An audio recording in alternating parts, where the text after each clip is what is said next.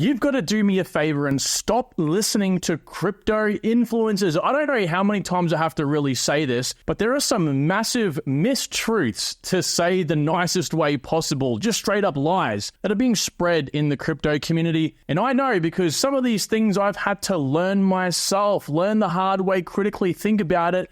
And it just seems that no one does that because the industry is so new that people get away with straight up lying to you. We have a large population of people in this industry that do this just on the side. They listen to someone, tell them where to put their money, and then they throw money in the market and hope for the best.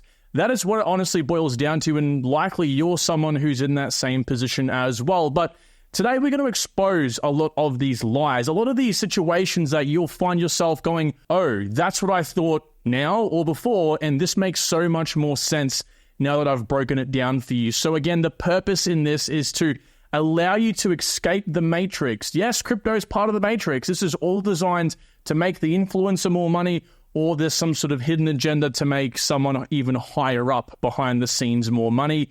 You are just another cog in the wheel. So let's break it all down for you today in nice, easy, plain English. And hopefully you can leave this video with a lot more knowledge than you came in with. So again, that's the purpose. And if you do learn something new, guys, you can help really support my work by dropping a like on the video. And of course, subscribing so you can achieve your crypto goals. And if you stay tuned right to the very end of this video, I'm going to give you a list of really great influencers to go ahead and subscribe to, because what it comes down to is who you surround yourself with. That's the age-old saying, you become who you surround yourself with. And if you continue to feed your information from people who don't give a crap about you, who ultimately just want to line their own pockets, you're going to be buying when they're selling, and it goes on. But here's something I want to announce. I'm by no means calling any individual or group of people out here. I actually fell into pretty much all of these categories myself whilst talking on YouTube, and I'll show you an example at the end of this video that ultimately I would have laughed at myself back then and said that is completely wrong. So we're all evolving in the industry at different paces.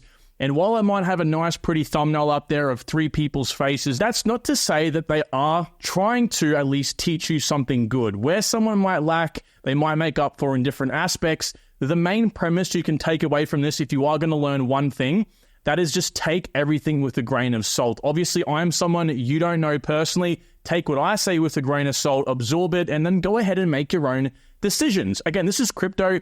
No one really knows what's going on. They always kind of base their own research and answers on what's happened to them in the recent or, very distant past in investing in the space. That's why most people are in the comments saying, don't buy this coin because I got wrecked in the last bull run, even though that was their own fault, okay? So number one, let's briefly talk here about your portfolio. Now, a very big problem I find with not just influencers, but as you can see here, crypto websites, articles, newsletters, they have these crazy slap everything into one size fits all portfolio like this, right? The School of Portfolio Management. There might be one over here.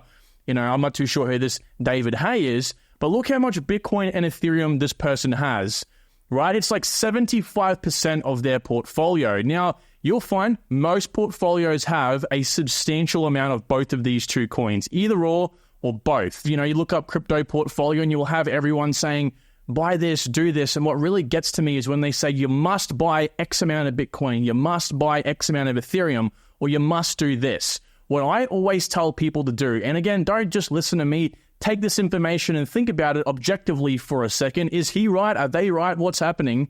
Is I like to break it down. There's a few fundamental questions you have to ask yourself. You don't want to just come into the industry, even though we all do it naturally, and just start throwing money at coins you hear an influencer say, or I like this coin because it's nice and pretty. I bought a project called NEM. That's the first project I ever bought. NEM, I think the ticker is XEM, and I lost 25% as soon as I purchased.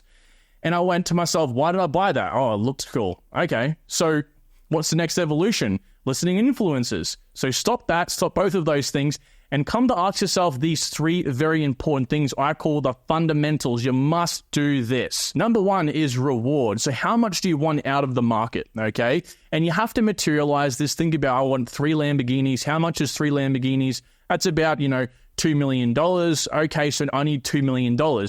And then how much are you putting in? Oh, I'm putting in 100,000. So Okay, I'm putting in 100,000, I need 2 million, that's a 20x. Okay, now you have a starting point of some sorts. But now you know that's your goal. Leave the bull run with that 20x. Leave with the $2 million. Don't get greedy. That's why a lot of us lose money, is because we hit the 2 million or that big goal, and then we want more. It's human nature. You got to fight that, right? But the next thing that works in tandem with this is also your DCA plan. You see, when you think about it, right, if you can invest $100,000 today and 20x, that's fine. But what we forget is dollar cost averaging. Now, if we can dollar cost average, say, an extra $50,000 out of that $100,000, right, we can significantly reduce the amount of multiples we need to achieve that goal. Take this example over here.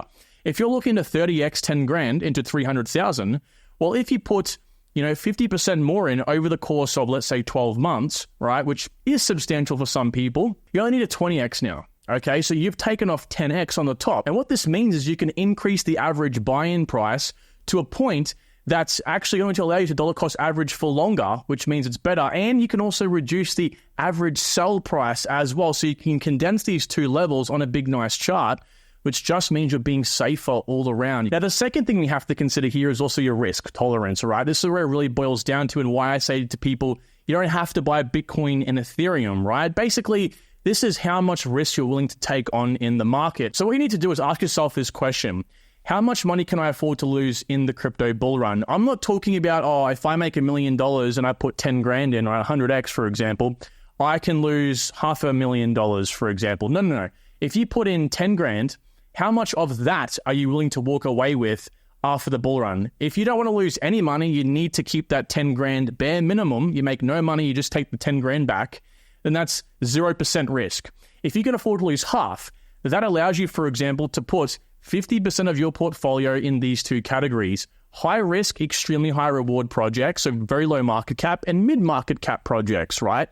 And then you can identify where to put the other 50%. You might want to go a little bit into these coins: Bitcoin, Ethereum, XRP, Solana, the very, very high market cap projects, and a bit more into these ones that are $1 billion to $25 billion market cap. And this is how you build your portfolio. From this, you can do many different things. I teach you kind of what to really do here, but you can begin picking the areas. Again, color coding this really helps me personally, choosing the altcoins in these areas based on how much money you're willing to put into the sectors. And then, of course, in the back of your mind, thinking to yourself, okay, well, if I get an average 10x here, I'm chasing a 20x. I have to make up for the remaining 10x in these two lower market cap areas. So this is what you can do. Finally, I will finish here on just saying, look, when you're building your portfolio out, the most important thing here is diversification amongst your narratives. You want to be very diverse, and this is going to allow you to be maximum exposed to the market in any pump that does occur.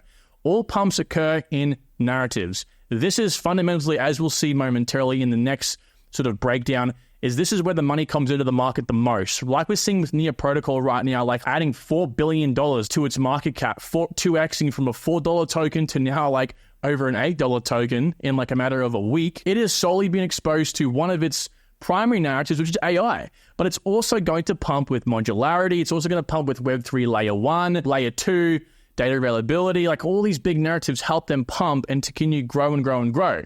Now, you do also want to be exposed to the top 3 narratives in the space, which in my opinion is easily number 1, AI, number 2, DeepIn, and number 3, gaming, or at least in some order. But these 2 will be the largest. So you want to pick altcoins at least hitting these. And again, you might have, for example, in this case, like you might have 11 altcoins, but you might actually be able to hit more narratives even though you have not as many altcoins, okay? Because you can choose the ones that hit multiple areas.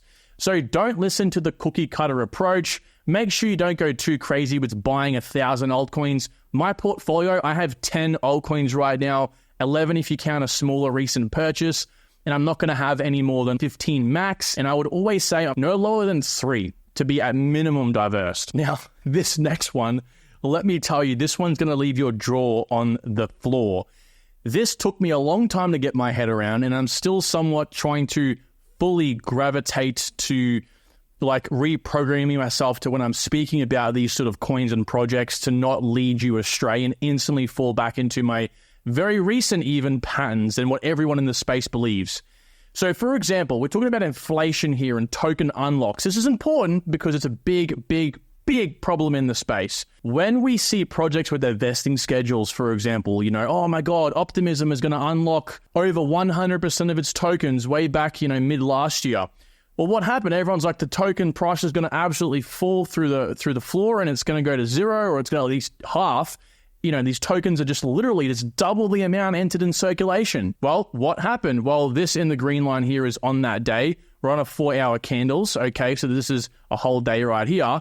Well, on the day of the unlock, it actually went up and then only went down again. And from open to close was 3.4% down. That's like a good day in crypto. That's nothing, all right? And then we saw for the next 10 days, it kind of moved up and then sideways. So it consolidated. And then it had a massive dump of 22% from basically over a day from open to close. And then another 10 or so days, it consolidated and it went up again. All right. So what happened here? Well, as you can see on the unlock, why didn't it dump on the unlock? Why did it actually dump before the unlock and then pump as they unlocked? Well, because people sell before the news, right? Buy the rumor, sell the news. Well, in this case, sell the news, I guess, buy the rumor. It always happens first. And so on the day of the unlock, when these tokens are sent into circulation, and actually nothing happens. Why? Because again, it always depends on where these tokens are delivered to. This was all people speculating it was going to dump. And so I want to talk a little bit now about like kind of what this implications are, for example, with Arbitrum, right? So Arbitrum has a big unlock happening in like a week or so. And this I found really interesting on an article here from Cointelegraph actually speaking about this sort of event. So this one guy says, I was accumulating Arbitrum tokens for a while. Then someone said, but aren't you afraid of the tokens unlocking in March? And he said it's probably priced in. Then he saw we're talking about 72% of the supply coming in circulation instantly, and he got out with a safe pump. But then this guy says a very smart thing. He says, I don't want to compare Arbitrum to ETH, but a lot of ETH unlocking was theorized in CC to cause sell pressure. I'm not too sure what CC is. And basically the opposite occurred. So that's completely correct. When these unlocks happened, you have to identify where the tokens are being sent to. Because the reason why price actually falls when a tokens come into circulation is because people sell. The price of a project, okay, is determined by the markets. These things down here, all these aggregation of centralized and decentralized exchanges. So, for example, market cap is a complete facade. Market cap, this thing right here, is the price multiplied by the current supply, all right? Market cap means nothing. It's just a number for us to use to get our heads around the rough value of a project. So when you have a whole bunch of tokens entered in circulation and they're given to a whole bunch of different entities, some venture capitalists, some of the teams, some advisors, some ecosystem grant lock-up funding rounds, for example, right? The market cap will theoretically increase because there's more tokens in circulation. Obviously, and given the price stays the same, which it will unless these entities sell, the market cap magically increases. If I throw a token into circulation or give it to someone, mint it out of nothing, technically the market cap will increase by 1 unit, okay? So kind of, again, it's a bit hard to get your head around, but again, market cap means nothing. So basically, if people sell on the open market, the price will fall. Therefore, the market cap will reflect that decrease in price. So when you're looking at a project and researching a project, when someone's like, oh, the token unlocks look pretty bad, always go ahead and do your own research and just have a look. For example, over here with Near Protocol, okay, you can very easily scroll in, have a look. Most of these projects have a nice color-coded chart. You can see where they're being unlocked to. A better example might even be Pyth. I tend to use Pyth as an example because they have very big and sharp unlocks. But again, if you have a look at where they're being delivered to, ecosystem growth, publisher rewards, protocol development, they're never going to be sold on the open market. Therefore, the market cap will theoretically increase. Yes, you're going to have some of this action where you're going to have some, again, degens, I'm going to use that word loosely here, I'm not trying to offend anyone, okay? Selling likely beforehand to panic, but where it really has this massive drop here is when the VCs sell. And yes, Optimism did give a lot of their tokens to the VCs. But again, looking at the likes of Pyth, that's why I went so heavy into the project. Everyone's like, and I initially thought, oh, it's going to like 4x dilute in value from where we are right now to where I'll likely sell in 2025.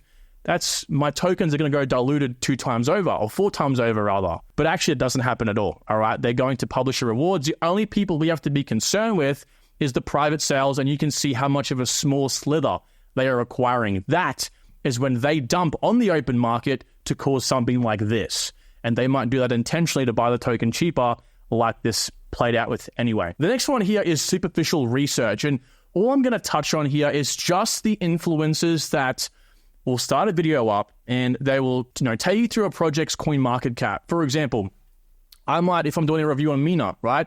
I will hit the record button and I will show you Mina's coin market cap page and talk about the supply and talk about the market cap and just press the all button over here and roll around this and say, well, we went this high back then and we're here now, and so I think it can go back there. And like I used to do over here, mind you, this is literally a video I made on Mina way back in July of 2021. It's like my 5th review video. And that's what I did. I spoke about Mina, moved my mouse around here and moved my mouse around the website as well, telling you what anyone can go ahead and research. I'd open up the socials and yes, I would do analysis on this and I would tell you more in my opinions based on it, but think critically for a second. What did you learn from that video? I'm not trying to shit on anyone. I'm showing you right here with proof that this was me. Okay, so all I'm saying is when you look at these people's videos and they do that, don't feed your confirmation bias. Don't feed that little voice in the back of your head that says, yes, this person made a video on my project and they didn't say anything bad about it. They kind of said some kind of good things. They liked it. Think about it for a second. What did they teach you? What did they know that you don't know that they actually taught you that makes you and them bullish on the project? Probably not much. So that might be the quickest point I want to make today, but it's probably the most important because I know everyone I've said so far to do that, to have that mental thought after you watch a video. What did I actually learn from this video? I've heard only great things from it. It's a small mindset shift, but it really does help. Next up is, again, a really important one here. It's exiting your positions, exiting your altcoins. So what I'll see a lot of influencers start to tell people is they pull up this chart and they use it as a guide, not an indicator as it's intended to be. It's intended for you to look at and go, this is where we are in the cycle right now. Money's clearly moving from Bitcoin to Ethereum. We're about to see an alt season start to happen here soon or something around that. But people seem to teach it in the sense of you should look at this and follow it. Follow the money, all right? Sub your Bitcoin into Ethereum, Ethereum into alts. Pick your alt on the spot. You will lose 99.9999% of the time. I can say that for certainty, okay? You will lose using this as a guide. So what I've taught is be a general in the army that you might have 10 snipers underneath you. These snipers are your altcoins. You set them in a field where you expect the enemy to come to you and you wait and they wait for your orders. When they see the enemy, they take the shot and they snipe and they get the kill. Now, if you start moving these snipers around, even while the enemy is moving around you, they're going to get killed, shot, their position is going to be found, and it's obviously going to be a very bad day for you. So you need to treat your altcoins like snipers and you're the general, all right? You need to position them and wait for the money to flow into you. It will happen so long as you've chosen pretty bullish narrative. Narratives are all, again, circling back from before, this is the reason why money flows into your altcoins, right? This is where they have the all-time highs, and I've done extensive research on this. I've even ranked all the narratives, as you can see here. Again, I'd focus probably on the 9 and the 10s and hit at least one of these in all your altcoins once, okay? This will expose you to the best AI deep in gaming for absolute sure. You need to be in those sort of projects. But again, you sit and wait. While the money is flowing into meme coins and AI, you are there with gaming going, oh my God, I'm missing all the pumps. And then you might switch into those projects, then they dump 20%, and then the money moves into gaming, and then you move back in your altcoin that's now 2x up. It's a perpetual sucker's game. So be that general, position those snipers, and just wait. If you're in these narratives, you're going to do just fine. Even some of these smaller ones, you'll be fine. You just got to pick the unique ones with the lower you go, the real unique, game-changing projects in these narratives. These ones, you can pretty much pick most projects and you'll do pretty well. Most of the money will flow into those. Again, this is where they have their all-time high. They don't have their all-time high with Bitcoin. There's not just a big kumbaya moment and everyone just makes all their money and everyone leaves the market. That doesn't happen. So when you have people saying, oh, just sell all your money with Bitcoin, sell your entire positions when Bitcoin pumps up, or, whatever their sort of roundabout way of saying that really is, you don't. You want to have those snipers and you want to have exit levels set up for each altcoin. Ideally, like this. This is the way I teach. I've got my courses down below. I also will have an exit plan calculator coming to the private community. So this is all done for you very easily soon. but you kind of want to find your price prediction. You want to move down to a max realistic level because you don't want to move this to the max price prediction. No one wants to sell at the very top. It's unlikely to happen. And then you want to actually figure out a level in which you sell at and then pick your sell levels. This right here is what all of your altcoins should look like. So that's why I say, if you have too many altcoins, it's very hard for you to do this. This might take you, it probably takes me about 10, 20 minutes per coin. I'm very used to it, of course. But for most people that don't do this every day, it might take you about an hour to 2 hours per coin. It's definitely worthwhile, and you should really look to do this right now, okay? So this is a prime example. Again, you might be in a situation where you only have 4, okay? You have 4 sell levels, that's fine. But where people really go wrong and where I kind of want to end this point is you can have 1, 2, you can have as many of these sell levels as you want, but it's how much of your portfolio you sell at each of these levels that no one talks about. It's a term called weighted average, okay? So taking the percentage you sell at each level is so important because if you don't, you might sell at a level you did not think of, okay? It's very simple math. What you do is take the total amount of money you so far have invested in that coin, not how much you have based on appreciation, how much you actually invested, and then you divide that by the amount of tokens you hold, okay? And that'll give you the actual average, weighted average. So I do this for my buy-in levels. I do this before I buy a specific amount of the tokens, and then so I know what my new buy-in price will be, and of course, I'm ready for my average sell levels. So again, you might have $10,000 you've put into Mina protocol, maybe Mina's 2 or 3x since you did that, but you always use the $10,000 cost basis, so your starting capital. Divide that by how many Mina protocols you might own. For example, you might own 100,000, and then that will obviously give you a number, and that is the weighted average. So you might find an influencer telling you, hey, sell 20% here, sell 50% here, sell 10% here, and 5% here. Let's just throw some random numbers. And you're expecting to sell at $1 because maybe even they look roughly about right. Maybe they're all nice, even spread out like this, and it all looks quite nice. But in reality, you've sold more in the bottom, so you've just brought this way down here. And so you're in your mind on your portfolio looking for this nice $300,000 or $30,000 revenue number, and that's what you're waiting for, and you don't hit it. You might get to $250,000. I'm going to hold, it's going to get there. I've done the math correctly, so on and so forth, and it undershoots, and you're stuck holding for another cycle again. So please, simple maths involved with this, and it can save you a lot of stress and ultimately leaving the bull run with less money than you put in. Now, I promised you I would give you a list of, influencers to go ahead and follow and the reasons why. So I'm going to do that. Right? I'm going to keep it 100 with you. The people that you listen to on this platform is going to play a big role in you actually making the right decisions, right? If you're told, it's okay, just invest in this and do this, and you're being shilled crap coins all the time, you're going to believe that's actually true. And that's what I did in the last cycle, and it got me wrecked. I listened to one guy that just shilled constantly, and one day he'd say a coin's great. The next day he said he sold it because it went up. Okay? It was horrible. So first of all, follow me on Twitter. This is going to be amazing for you. Twitter is the #1 place of information for crypto. And I drop things on here well before I even make videos on it. You're going to have token reviews, breakdowns. You're going to know a lot about different projects, and not just superficially, the actual reasons why. I only promote good stuff on here, okay? #1, the House of Crypto. You guys should know Peter. Peter's a real one. Peter is a guy that I can say right now, and I've said this a million times about Peter before, I watch him, and genuinely, it's like looking into a mirror. Everything he says, I just nod my head and say, yep, that's correct. I completely agree with. There's never been a thing I've disagreed with Peter about. Vest Answers dives really deep into projects. He does the reviews I used to do, except he does them consistently, right? So great source of information for individual altcoin breakdowns. And I'll finish up on another Aussie, Miles. Miles is a great guy. You probably know him from Crypto Banter, but he's doing his own thing right now. And again, highly suggest you follow him. He's, again, never really disagreed with Miles on anything. Basically, he's in the know. He's got really great connections. So pretty much whatever he says typically ends up happening, right? Not to give him a god status, but, I do think that Miles is a genuinely well-connected, really, really smart crypto dude. So that's going to do it all for this video, guys. And again, the purpose here is to make sure that you are well-equipped for this cycle. I've got no problem telling you what the good influencers are because they definitely earn their positions. So thank you all. I hope to see you all tomorrow. Have a great day.